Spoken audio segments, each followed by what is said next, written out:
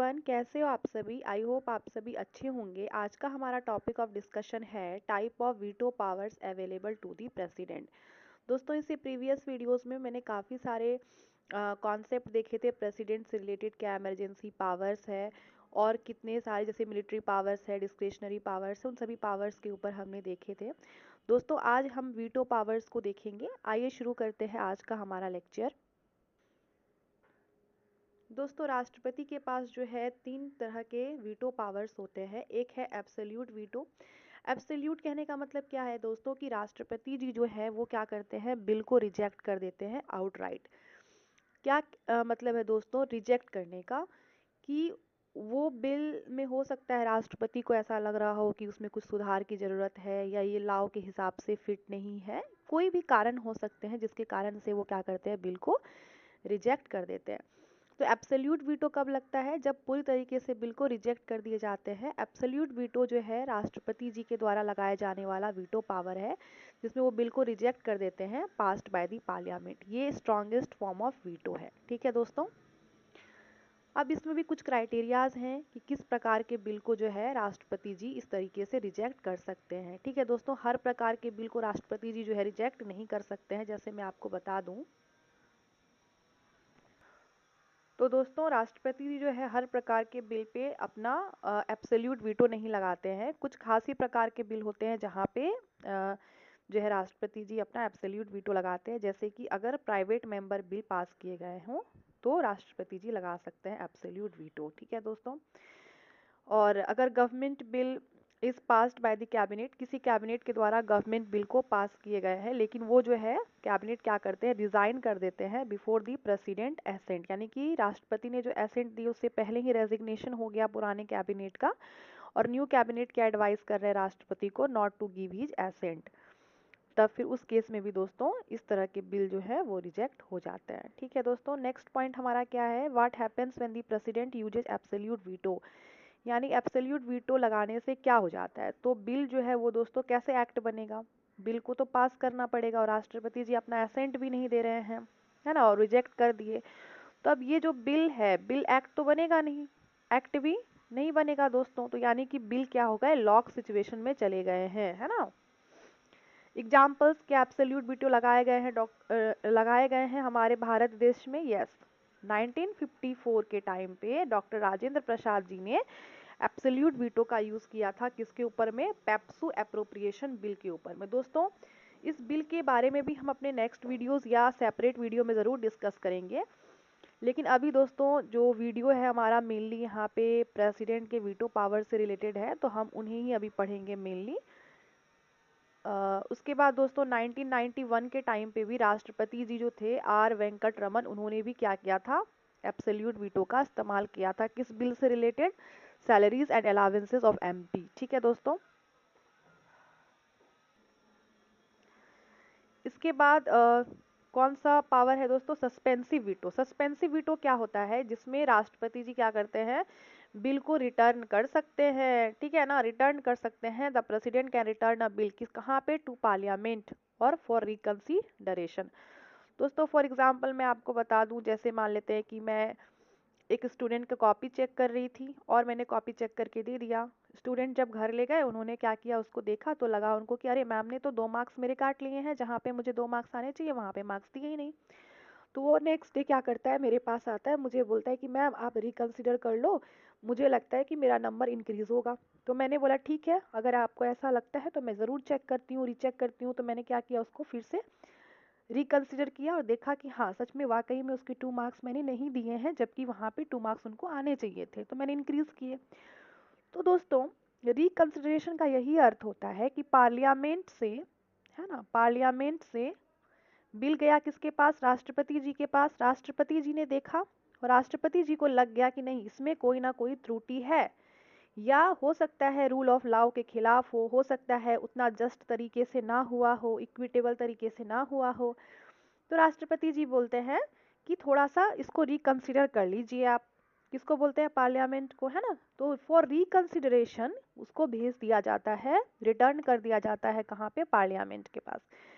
Parliament फिर से उसे चेक करते हैं। अगर उन्हें लगता है कि ठीक है, इसमें कुछ चेंज कर सकते हैं तो कर भी देते हैं, नहीं लगता है तो नहीं भी करते हैं। ठीक है दोस्तों, तो चेंज कर भी सकते हैं, उनको अगर लगेगा पार्लियामेंट को तो चेंज कर भी सकते हैं उसमें कुछ, और नहीं लगेगा तो चेंज नहीं भी कर सकते हैं दोस्तों, दोनों बात याद रखिएगा, है ना। अब क्या होगा, फिर से पार्लियामेंट से राष्ट्रपति के पास जाएगा, राष्ट्रपति जी देखेंगे कि अच्छा ठीक हुआ कि नहीं हुआ, अगर ठीक हुआ तब भी एक्सेप्ट करेंगे, और अगर कोई चेंज नहीं हुआ तब भी राष्ट्रपति जी एक्सेप्ट करेंगे। दोस्तों दोबारा जब आ जाएगा राष्ट्रपति जी के पास तो उसे एक्सेप्ट करना ही पड़ेगा, है ना दोस्तों। एक बात मैं आपसे पूछती हूँ, मैंने प्रीवियस वीडियोस में भी डिस्कस किए थे इस बारे में, क्या राष्ट्रपति जी मनी बिल को इस तरीके से रिटर्न कर सकते हैं क्या, मनी बिल को, मनी बिल को दोस्तों आप खुद बताइए सोच के। मैंने यूपीएससी पीवाईक्यू प्रीलिम्स जब डिस्कस किए थे पॉलिटी सब्जेक्ट के, तो वहां मैंने बहुत अच्छे से आपको बताया था कि मनी बिल को कैसे वो, राष्ट्रपति के पास ये पावर नहीं है कि वो क्या लगा सकते हैं, उस पर सस्पेंसिव वीटो लगा सकते हैं। ठीक है दोस्तों, तो क्या लिखा है पढ़ते हैं। A suspensive veto is a power of the president of India to return a bill, यानी कि बिल को रिटर्न कर सकते हैं फॉर रिकंसिडरेशन। और राष्ट्रपति जी कब करते हैं इस पावर का इस्तेमाल, जब laws are just and equitable and that they follow the rule of law, जब उनको ऐसा लगता है कि लॉ और जस्ट होने चाहिए, इक्विटेबल या रूल ऑफ लॉ को फॉलो करने चाहिए तब। अब कारण क्या है रिटर्न करने का, फॉर रिकंसिडरेशन, पार्लियामेंट रिवाइज कर सकते हैं बिल को, देख सकते हैं, या फिर बिना चेंजेस के भी बिल को वापस भेज सकते हैं। अगर बिल को वापस से भेजे गए तो राष्ट्रपति जी को उनको साइन करना ही पड़ जाएगा। जैसे 2006 में प्रेसिडेंट एपीजे अब्दुल कलाम जी ने सस्पेंसिव वीटो लगा दिया था किस पे, office of profit bill pay, है ना दोस्तों। तो प्रेसिडेंट जो है वो हमेशा सस्पेंसिव वीटो मनी बिल्स पे कभी भी यूज नहीं कर सकते हैं, याद रखिएगा दोस्तों, ठीक है ना। तो प्रेसिडेंट को साइन करना ही पड़ता है अगर पार्लियामेंट ने क्या किया है, पासेस इट विदाउट अगेन, हाँ अगर चेंजेस नहीं किए राष्ट्रपति जी ने फिर से बिल को भेज दिए हैं तो प्रेसिडेंट कुछ नहीं कर सकते हैं। ठीक है दोस्तों, उसको उनको साइन करना ही पड़ेगा। तो आई होप कि आपको सस्पेंसिव वीटो भी अच्छे समझ में आ गया होगा दोस्तों। अब हमारा नेक्स्ट क्या है, पॉकेट वीटो।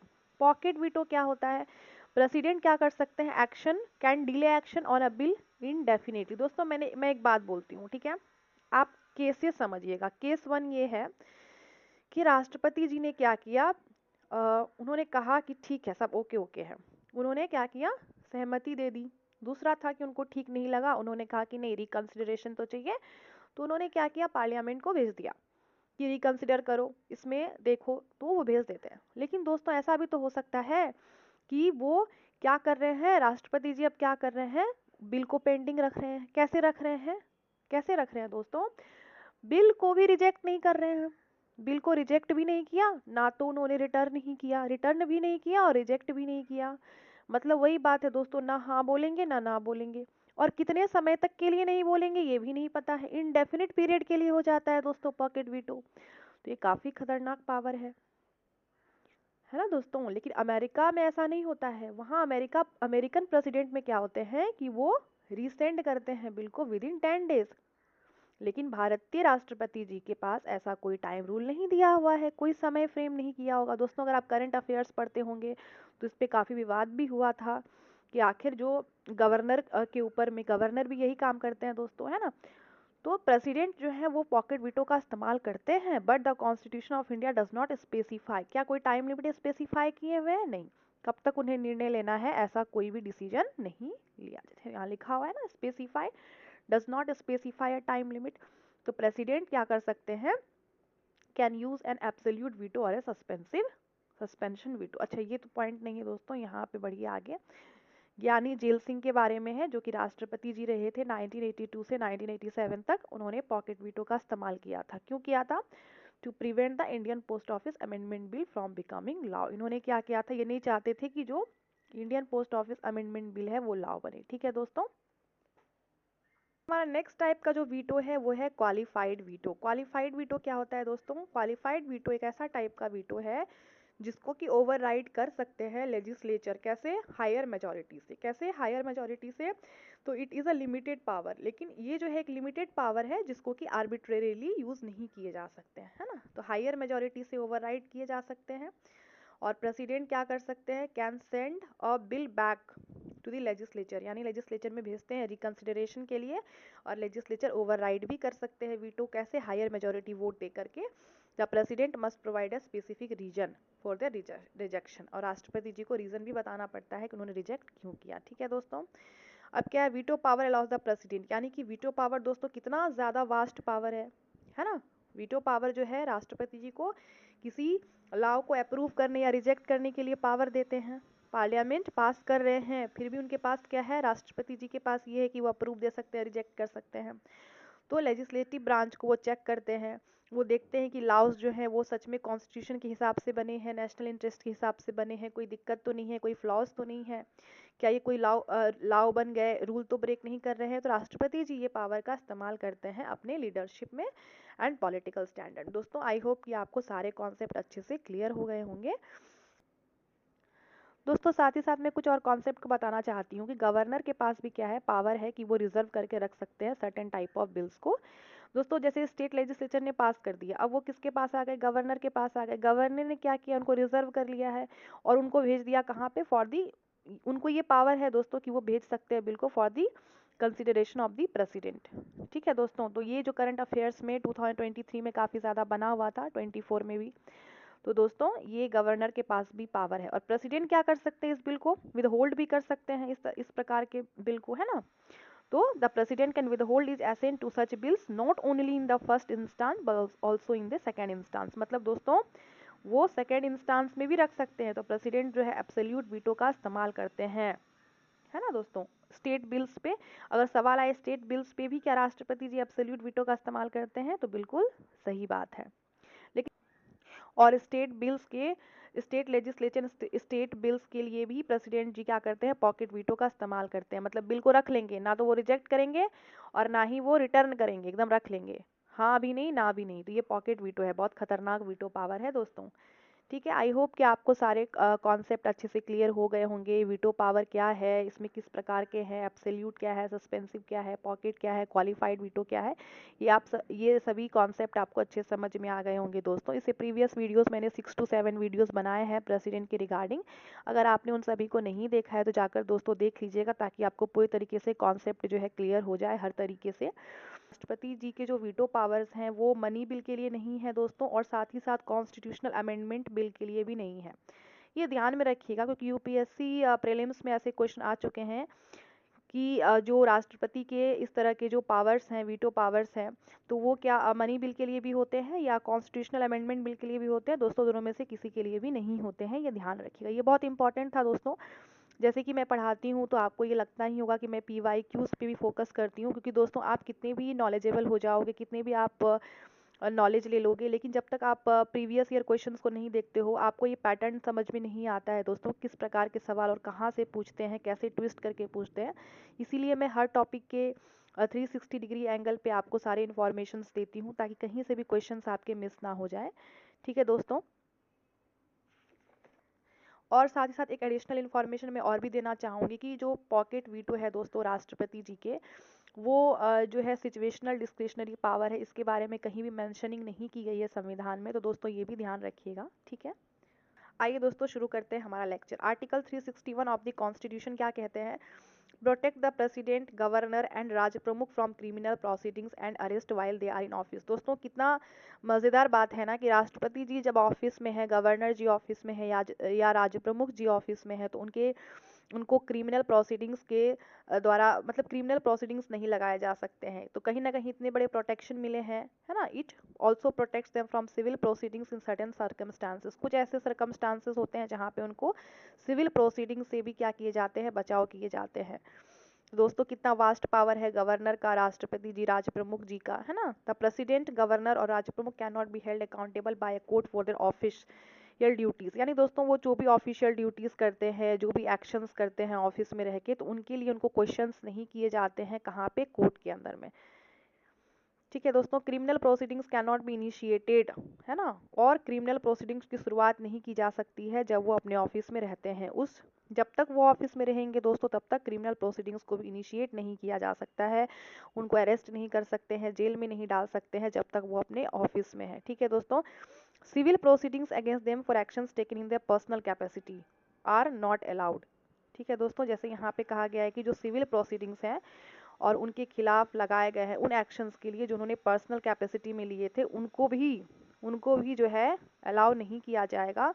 कब तक के लिए? जब तक उनका टर्म ऑफ ऑफिस है। ठीक है दोस्तों, ये भी ध्यान रखिएगा। It balances the need for high constitutional officers to be able to execute their duties with the principle of accountability and rule of law. तो यहाँ पे क्या है दोस्तों, जो राष्ट्रपति के पद होते हैं, गवर्नर के पद, वो हायर कॉन्स्टिट्यूशनल ऑफिसर्स होते हैं और ये अपने ड्यूटीज को क्या करते हैं, एग्जीक्यूट कर सकते हैं with the principles of accountability and rule of law. है ना दोस्तों, इतना सर्वोच्च पद है और इतने सारे जो है यहाँ पे प्रोटेक्शन भी मिले हुए हैं। इसके बाद क्या है दोस्तों, supreme court rule that the immunity granted by article 361 does not prevent the court from examine the validity of A governors action. दोस्तों ये जो 361 में प्रोटेक्शन मिले हैं, इम्यूनिटी ग्रांट किए गए हैं, इसका क्या मतलब है कि कोर्ट जो है वो एग्जामिन नहीं करेंगे। एग्जामिन कर सकते हैं दोस्तों कि गवर्नर के जो एक्शंस हैं उनकी वैलिडिटी को वो एग्जामिन कर सकते हैं, चेक एंड बैलेंस। ठीक है दोस्तों, एग्जामिन कर सकते हैं।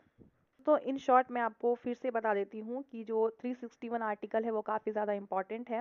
राष्ट्रपति जी जो है प्रोटेक्टेड हैं from being answerable to any court, है ना। जो भी उन्होंने परफॉर्मेंस किए हैं जब वो अपने ऑफिस में है ना दोस्तों, उसके लिए कोई भी आंसरेबल नहीं होते हैं वो। इसके अलावा कोई भी एक्ट उन्होंने किया है और वो ऑफिस में है तो उनके किसी भी एक्ट करने पे जो है उसको क्वेश्चनिंग नहीं किए जा सकते कोर्ट में। और अगर रिव्यू करना है कि प्रेसिडेंट ने क्या किया है, उसके कंडक्ट को रिव्यू करना है तो वो किए जा सकते हैं। अगर इधर हाउस ऑफ द पार्लियामेंट, चाहे तो लोकसभा चाहे तो राज्यसभा, डेजिग्नेट करते हैं या अपॉइंट करते हैं कोई कोर्ट ट्रिब्यूनल को, है ना दोस्तों, कोर्ट ट्रिब्यूनल को या ऐसा कोई बॉडी जो कि इन्वेस्टिगेट कर सकते हैं द चार्जेस अंडर आर्टिकल 361। ये आर्टिकल जो है वो राष्ट्रपति जी को इम्यून करते हैं सभी प्रकार के जो क्रिमिनल प्रोसीडिंग्स है, जैसे कि मैंने बताया जब तक वो ऑफिस में रहेंगे तो किसी प्रकार का अरेस्ट या फिर इम्प्रिजनमेंट नहीं किया जा सकता है राष्ट्रपति के खिलाफ जब तक वो अपने टर्म ऑफ ऑफिस में है। तो अब हम लोग आते हैं 42nd अमेंडमेंट के बारे में कि 42nd अमेंडमेंट से पहले दोस्तों राष्ट्रपति जी के पास जो है वो बहुत लार्ज सेरिमोनियल हेड हुआ करते थे। उनके पास पावर थे एग्जीक्यूटिव अथॉरिटी को क्या करने का, एक्सरसाइज करने का through a council of ministers. और इसके लीडर कौन थे? पीएम। आपको पता है दोस्तों कि काउंसिल ऑफ मिनिस्टर्स के हेड कौन होते हैं? पीएम होते हैं। लेकिन संविधान में ये एक्सप्लिसिटली नहीं कहा गया था कि राष्ट्रपति जी बाउंड होंगे टू फॉलो देयर एडवाइस, मतलब मन करे तो माने, ना मन करे तो ना माने, है ना। तो ये बात है, essentially they were expected to act on the advice of the council of minister but this was not explicitly mandated in the law. मतलब यहाँ पे दोस्तों क्या है कि वो काउंसिल ऑफ मिनिस्टर्स एडवाइस देंगे बट राष्ट्रपति जी मान भी सकते थे, नहीं भी मान सकते थे। ये बात है 42nd अमेंडमेंट से पहले की। ठीक है दोस्तों, लेकिन तो यहाँ पे कुछ की पॉइंट्स दिए हुए हैं, यहाँ पे ध्यान से पढ़ते हैं की points about the president's position before the 42nd amendment. जैसे कि एग्जीक्यूटिव पावर दे दिए गए थे राष्ट्रपति जी के हाथ में और executive power of the union was vested in the president. और यहाँ पे क्या करते थे, काउंसिल ऑफ मिनिस्टर्स सलाह देते थे। तो आर्टिकल 74 कहते हैं कि काउंसिल ऑफ मिनिस्टर्स जो जिसके हेड कौन है? पीएम, वो एड एंड एडवाइस करेंगे किसको? राष्ट्रपति जी को करेंगे। लेकिन क्या बाइंडिंग ऑब्लिगेशंस है? नहीं, कोई बाइंडिंग ऑब्लिगेशंस नहीं है। तो यहाँ पे लिखा हुआ है कि संविधान एक्सप्लिसिटली ये नहीं कहता है ना कि प्रेसिडेंट हैड टू एक्ट, कि उनको accordance with the advice of the council of ministers उनको एक्ट करना ही पड़ेगा। ठीक है दोस्तों, वो नहीं भी कर सकते हैं, मन है तो कर सकते हैं, नहीं है मन तो नहीं कर सकते हैं। फिर आया आपको 42nd अमेंडमेंट। इसके बाद क्या हो जाता है दोस्तों, क्लियरर बाइंडिंग कर दिया जाता है राष्ट्रपति के ऊपर में। यानी कि जो 74 आर्टिकल है दोस्तों उसमें अब क्या कर दिया गया है, थोड़ा सा अमेंडमेंट कर दिया गया है और लिखा हुआ है कि राष्ट्रपति को एक्ट करना पड़ेगा किसके accordance? With the advice of the council of ministers, effectively solidifying the president position as a largely ceremonial head. तो अब यही बात है दोस्तों कि अगर काउंसिल ऑफ मिनिस्टर सलाह देते हैं तो अब राष्ट्रपति जी के पास वो वाला मत नहीं है कि may be may not be, उनको मानना ही पड़ेगा। तो दोस्तों ये बात हुई थी 42nd अमेंडमेंट से। तो याद रखिएगा दोस्तों 42nd अमेंडमेंट के बाद काफ़ी ज़्यादा बदलाव हुए थे। ठीक है, इसके बाद दोस्तों आया 44th अमेंडमेंट एक्ट। इसमें क्या लिखा हुआ था? Also made modifications to the power of the president, article 74(1) को रिवाइज किया गया था। इसमें क्या लिखा हुआ था? राष्ट्रपति जी काउंसिल ऑफ मिनिस्टर्स को ये कह सकते हैं कि आप रिकंसिडर करिए। ठीक है दोस्तों, मानना तो है ही, बट रिकंसिडरेशन के लिए एक बार बोल सकते हैं काउंसिल ऑफ मिनिस्टर्स को। Still the president can act on the advice, है ना। अगर रिकंसिडरेशन हो गया यानी कि पार्लियामेंट से फिर से बिल आ गया और राष्ट्रपति जी के पास आ गया दोबारा से, तब इस केस में दोस्तों उनको हाँ कहना पड़ेगा, एसेंट देना ही पड़ेगा। तो दोस्तों 42nd अमेंडमेंट से पहले उनको इच्छा था, माने ना माने। 42nd के बाद क्या हो गया? उनको बाइंडिंग हो गया कि ठीक है हम देंगे, aid and advice council of ministers देंगे, तो वो राष्ट्रपति जी मान लेते हैं। 44th जो हमारा आया था उसमें क्या हुआ दोस्तों कि वो भेज सकते हैं रिकंसिडरेशन के लिए, भेज सकते हैं दोस्तों, लेकिन अगर दोबारा आ जाते हैं वही बिल तो राष्ट्रपति जी को फिर असेंट देना ही देना होता है। ठीक है दोस्तों, तो इसी के साथ हमारा जो है राष्ट्रपति का टॉपिक यहीं पे समाप्त होता है दोस्तों। तो हमने देखे कि प्रेसिडेंट जो है उनके काफ़ी ज़्यादा वास्ट पावर होते हैं, एग्जीक्यूटिव हेड हैं, है ना दोस्तों।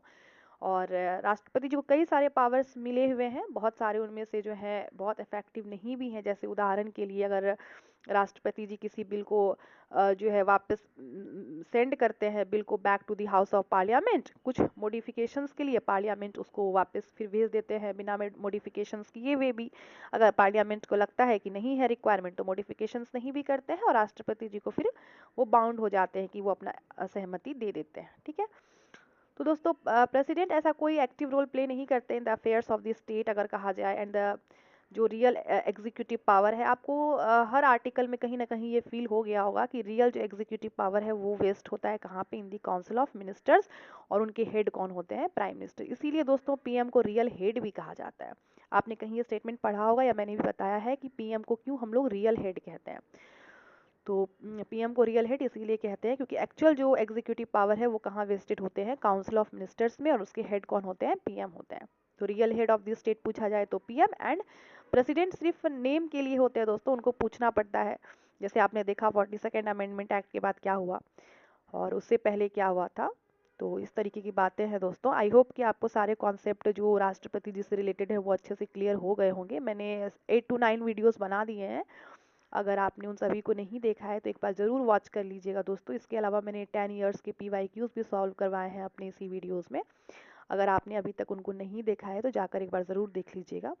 ठीक है दोस्तों, मिलते हैं नेक्स्ट वीडियो में नए टॉपिक के साथ। तब तक अपना ध्यान रखिएगा। धन्यवाद।